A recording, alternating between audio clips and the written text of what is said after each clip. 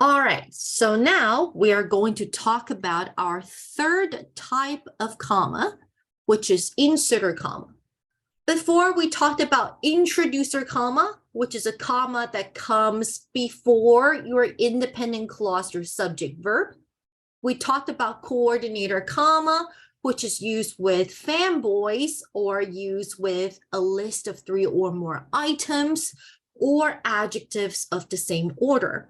So today our inserter commas is used to enclose something that is non-essential or non-restrictive information. So what are some common words that are used with our inserter commas? It includes our transition words put inside a sentence. So if you remember our conjunctive adverb or transition words like therefore, thus, additionally, however, nevertheless, when it is put inside a sentence like my uncle refuses, you need to make sure that you enclose that transition word with 2 inserter commas. And it is important to know that I can actually replace my inserter commas with 2 dashes or sometimes 2 parentheses. All right, so they are all usable. Now, we can also use phrases, non-essential phrases. Well, in this case, on the other hand, is more like a conjunctive adverb.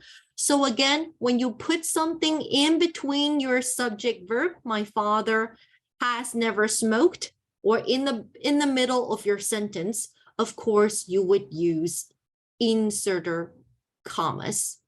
Inserter commas. Okay, so let's look at the example number 3.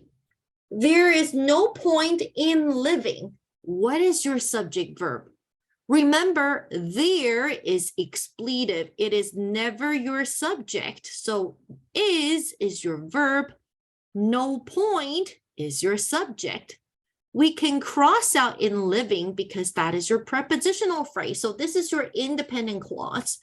And afterwards, you have a dependent clause because if is a subordinator.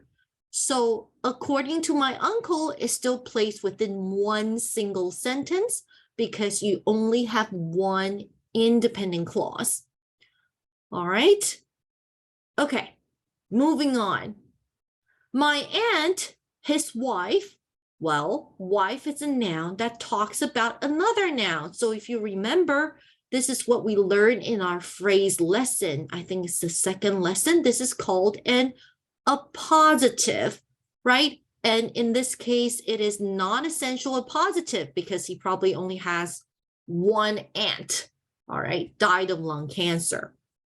So the next example, my cousins grieving over their mother's death. This is our non-essential participial phrase, right? This is a phrase, again, starting with verb ing because it is present participle and it is adjective function.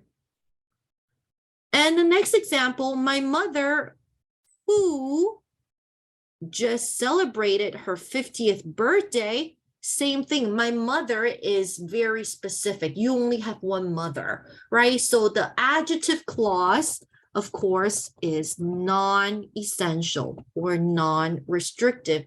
So you would have 2 commas.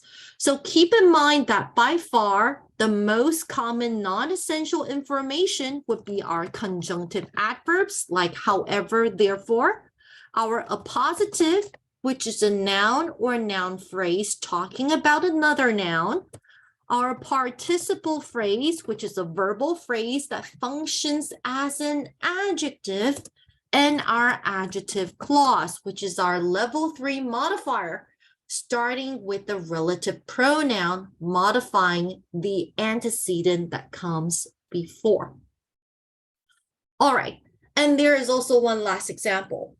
I have tried to quit dozens of times, she says, but I can't. So do you see how when you break a quotation into two parts, you would also need a comma before, which comes inside the quotation, and a comma after, which comes outside the quotation. And that is our inserter commas paired with non-essential information.